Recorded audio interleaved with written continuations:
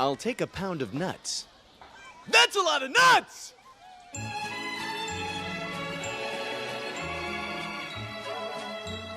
Hello and welcome back to another episode of It's Always Sunny in Hollywood, where today we're going to be going back to martial arts, kung fu style cinema, but with a very big twist. I'm your host Lugia, and with me are...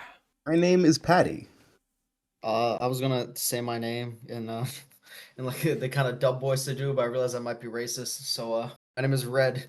Today we are going to be talking about Kung Pow, Enter the Fist, which is a film unlike any other I've fucking seen. Released in January 25th, 2002, Kung Pow, Enter the Fist is directed, written, and produced by, also starring, Steve Odenkirk. Nothing to do with Bob Odenkirk as far as I'm concerned. Yeah, names aren't even spelled the same. This released in theaters with a budget of $10 million, and it came back with about $17 million, so it was a moderate success for the time. Nothing too crazy, though. However, this movie is very different than how you'd think it would be. So it's a comedy, so it's supposed to be funny. It's a kung fu movie as well, so a lot of action as well, but the thing about Kung Pow Enter the Fist is that it sort of riffs on material used prior, so most of the footage from this film is from a 1976 Hong Kong film called Tiger and Crane, which also goes by The Savage Killers. I don't know why it goes by different names. But what Steve Odenkirk did for this film was he rewrote the whole script, dubbed over all of the actors, and put himself in most scenes as the main character. So this is like the first self-insert film, maybe? I don't know. I don't know if it's the first, because it's definitely the most popular. Well, regardless, you could argue this is also like the first well-known fan dub, in a sense, because he also does dub over all of the characters, with the exception of the one-boobed lady Woe. And just a couple fun facts. So the dubbing was supposed to be intentionally bad, because you know how when you dub over foreign films in English, the lip syncing does not typically match up? He did the same thing here, but when he's doing his lines during recording, he would just say a bunch of nonsense and then dub them over in post. So that way it kind of kept true to the style of the dub just does not match with what they're saying initially. When they filmed the movie, they had a completely different script. Like, it was a bunch of gibberish that they were saying, and then they dubbed over it. That way it would still, like, be off. So I think for one example, one point, when the character says, "But isn't Betty a woman's name?" If you read his lips, he's saying, "But isn't Yahtzee a family game?" And that's how the movie was shot. Odenkirk dubbed every actor except Jennifer Tung, who dubbed herself. Oh, speaking of which, some of you guys may be familiar with Steve Odenkirk because he made those Thumb movies that they would play on Cartoon Network for some fucking reason. I vaguely remember those, yeah. Yeah, and he also directed Barnyard, Ace Ventura 2, and I believe he was involved in Jimmy Neutron in some way. Wait, he directed Barnyard? Yeah. Wait, the cow scene makes sense then. So yeah, because Steve Odenkirk has a pretty bigger filmography than you'd think he does. He also helped out in Ace Ventura and The Nutty Professor, so it Well, comes helped out. together. He directed the second one. He directed the second Ace Ventura. The intermission scene was actually a last-minute invention because they had a lengthy interrogation escape scene they decided to cut out. The interrogation scene is just the intermission is just there because they cut out a scene and they didn't know how to make it work. And then they just reverse the footage afterwards. There's not really much of a point going into the plot because it's supposed to be nonsense, but if you just want a brief synopsis. So, the main character, named the Chosen One, I don't think he has an actual name, was robbed of his family when he was just a baby by a man named Betty. He had a name prior, but he wants to go by Betty, so I'll respect it. His name's Betty. I think it's Master Payne. After rolling down a hill for like miles and miles, the baby Chosen One was then raised by forest critters, and he has adapted their skills and used them for his martial arts style, and he vowed to swear vengeance against Betty one day. He goes... Listen, for the most part, it's basically just a generic hero's journey type, like, martial arts films. I think he just, like, grabbed whatever the most generic, like, Hong Kong movie he could find and just, like, figured, yeah, let's just riff on this because it's, like, an easy way to make fun of the tropes of the genre. And maybe put some French aliens in there, just for good measure. Yeah. I mean, it's so conventional to the hero's journey. They just straight up have, the scene from Lion King in there. They have Mushu Fasa talk to Yes. the Chosen One. So clearly, the substance is not in the plot, not by any means. It's more so on the gags. And your mileage definitely may vary. This is a 2002 comedy, so some things haven't really aged all that well. But you know what? Since Red and I have seen this film prior, Patty has I haven't seen it not. before. Wait, you haven't? No, I just thought knew you about it, did. but I haven't seen it before. Oh, okay. No, I've seen Kung Fury and Kung Fu Hustle, which are similar, but no, I haven't seen this. So, as your first viewing, what did you think then? It's about what I expected, which is insane, I guess. I don't know. I expected to feel like I was watching a YouTube poop or just a YouTube sketch, but for an hour and a half, and that is basically what I got. It feels like a guy throwing everything at the wall, seeing what sticks, and I think most of it stuck. The only like gags that I think didn't land with me were the CGI fights, just because I don't know, it didn't. It looked simultaneously too shitty and not shitty enough for it to be funny. Because like it's bad CGI, but also like it's funnier when it's like a puppet that's just like swinging legs at you, versus when it's something that is fully animated. Mushufasa thing was just kind of funny as like a parody, and I also think it's really funny how at the end, like it's Steve Odeker doing an impression of James Earl Jones, but at the end he splices in a clip of the actual James Earl Jones, but it's from like CNN or something. It's just kind of funny. It feels like a very classic YouTube gag where like someone is like like I imagine like a YouTuber reviewing Lion King. And then at the end he like just splices in a clip of like Mufasa saying Arby's, we have the meats, and then they just don't acknowledge it. Like that's kind of what it felt like. What about you, Patty? So yeah, I had never seen this movie before, and it was not what I was expecting. I thought it would be like a typical. I thought it'd be something along the lines of like Samurai Cop. In a way, it kind of is, but again, what makes it unique is the fact that it's using footage from basically two other movies and having the main actor superimposed into the scene to make it look like he's a part of it. So this movie is like so dumb, but I almost respect how dumb it is. Because again, how they like the editing to make him look like he's in the scene, and like how they play with some of the tropes of like the dubbing being off and various other things. Also, some so, of like, the small details that they put into the scene, like there's a whole scene where they just have product placement for Taco Bell, and as like the master's like walking by, you could just see like his students eating Taco Bell. It really reminds me of like Adult Swim, the kind of random shit you'd see in Adult Swim, where like Space Ghost, where it's just like they're taking like or Harvey Birdman, where they're taking or what's it called, C Lab, where they just like take like pre-existing footage from old Hanna-Barbera cartoons and just like rewrite it. Like one of those. You guys remember abridged parodies on YouTube? Yeah, a little bit. Yeah, it feels like one of those kind of. Wu-Tang's done a few like things where they've taken old Hong Kong movies and then dubbed over it themselves. On a level, I respect this movie for how dumb it is, but overall, I just thought it was kind of eh. Like the novelty kind of waned on me after a bit, and I found it more amusing than funny, to be perfectly honest. Like I laughed at a few points. It was fine. I think this movie is like the minimum length a movie can be, but it does kind of feel like it went on a bit too long sometimes. Yeah, I feel like it kind of waned in the middle. Yeah. But Like, then again, I've never seen the original film, Tiger and Crane Fist. Maybe that one also had a problem with pacing. And Steve Odenkirk just wanted to like use as much footage as he possibly could from the movie. I mean, maybe, Kinda but I feels- imagine like it would land better, like just because here's the thing, like Tigers and Cranes and Fists obviously isn't like a comedy, so you're just watching like a movie for the narrative, and it can feel slow, but it doesn't like. It kind of feels like you're watching a riff tracks of that movie. Yeah, Mystery Science Theater kind of.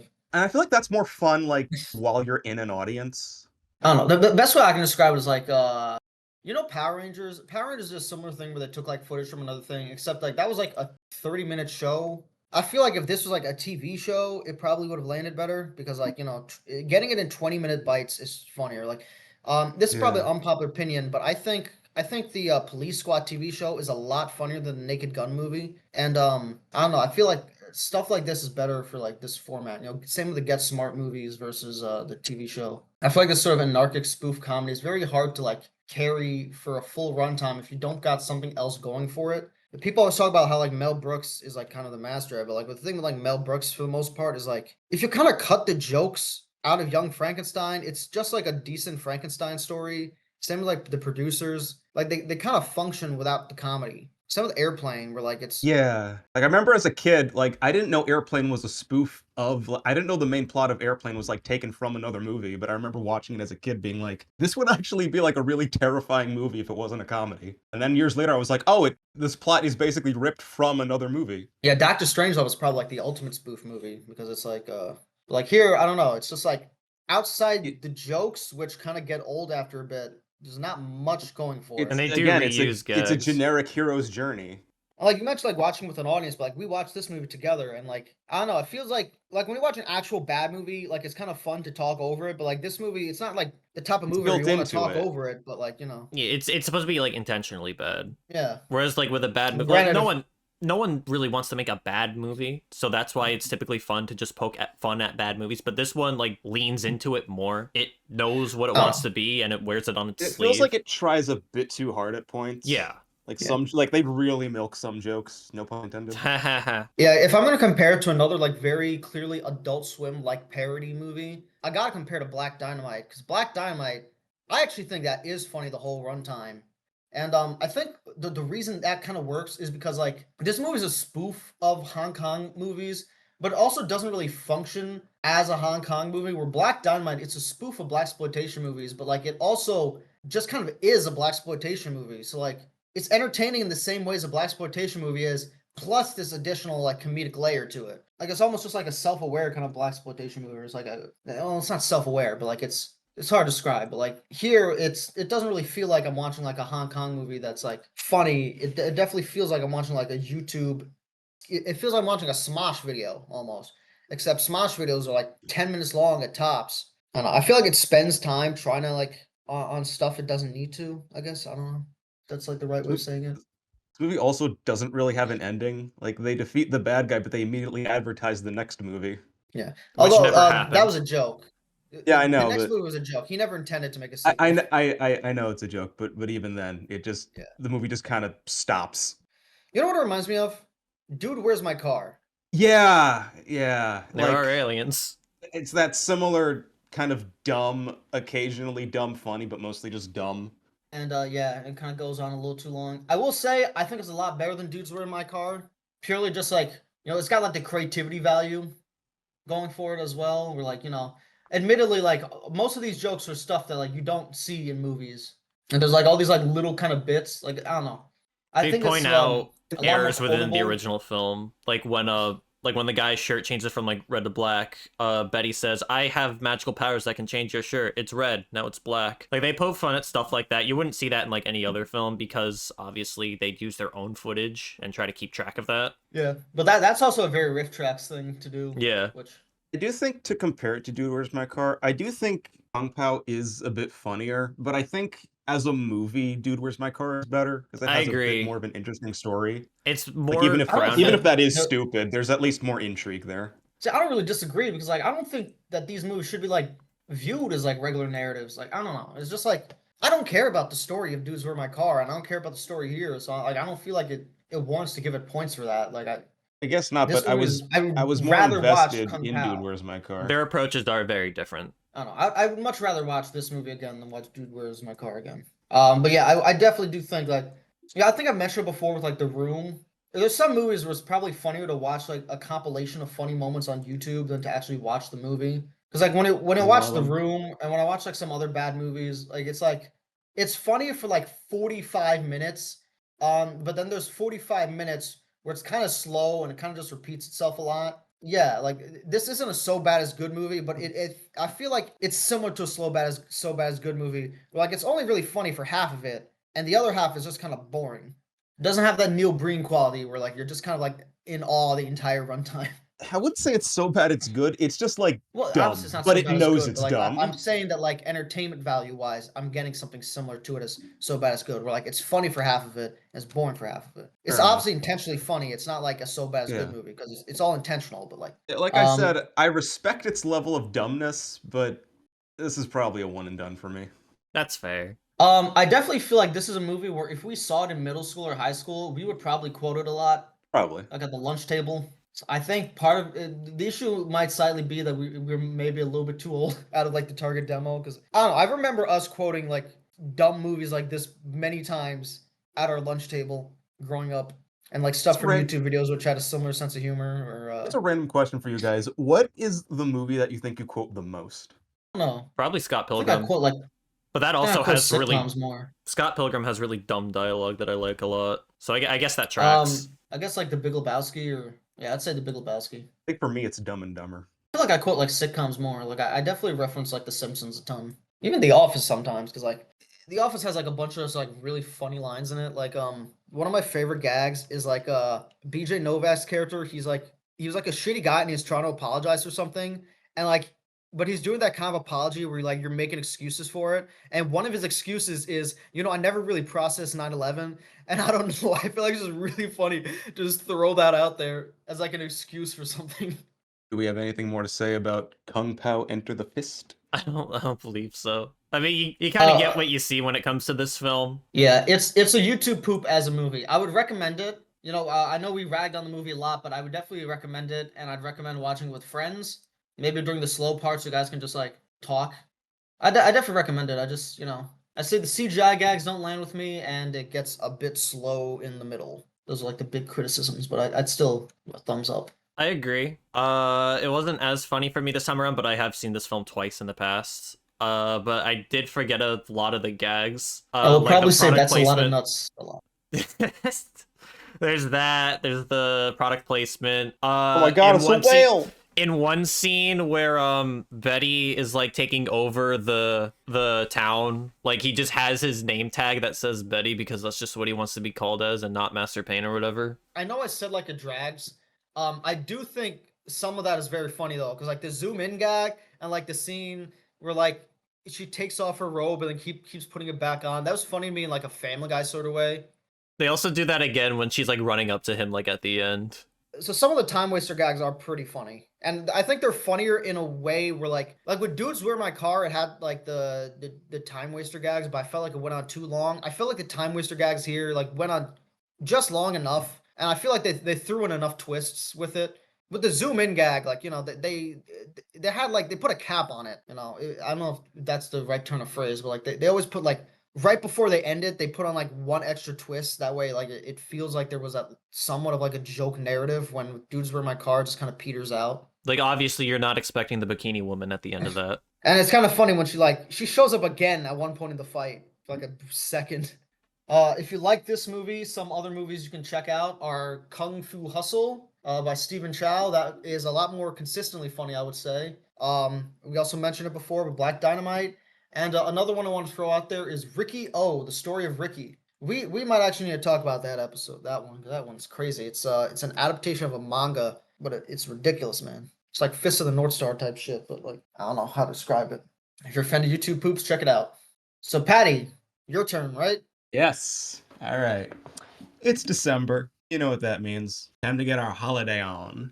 And I'll be honest, I wasn't really sure if I wanted to do a classic holiday movie or a more modern holiday movie. Ultimately, I decided to go with an oddball holiday movie. Yeah, we're gonna keep the weird streak going a little bit. Maybe. I've never seen this one.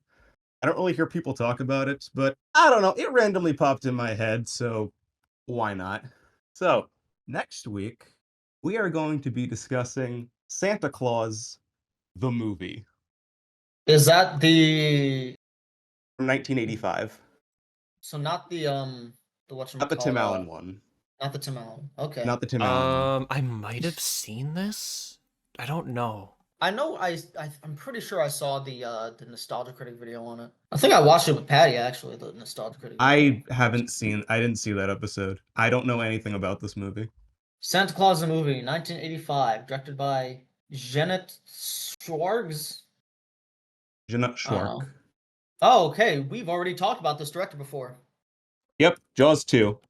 Oh, well. Does That's part of the reason I chose this movie, I'm does a not gonna lie. does a shark jump Yup. out and eat the sleigh? I don't Like the helicopter? think so. I don't know.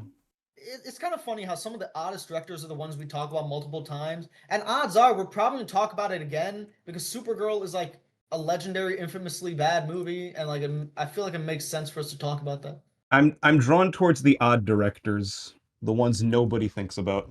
Like, sure, I we feel can like talk about it. We can talk about our Tarantinos and our Lynches, sure. But you got to throw in a Schwark and a Nibblink in there. Come on. Well, it's been a while since you did a Nibblink. I'm waiting. I feel like there's odd directors and there's odd directors because like I feel like Steve Odekirk is an odd director, like weird. This is odd, more of like insignificant type odd. Whereas like, but yeah, no, it's good to like The fill out fact like that they're you the got fact that they're insignificant is what draws me to them. yeah, no, I think that's it's a good quality to have in a show. Just like throwing stuff, just like, hey, remember, these are the regular movies that came out in between all the classics and all the weird cult classics. I feel like yeah, because I feel like that's what mostly what me and Lugia pick classics and cult classics, and you just throw in the shit that came out. With some of it was successful, but I don't think anyone remembers it but you. I mean, Because I want would you even expect us to recommend who? No, that's your job. No, somebody has to. Okay, Lugia, how are we closing this? We'll see you in the sequel.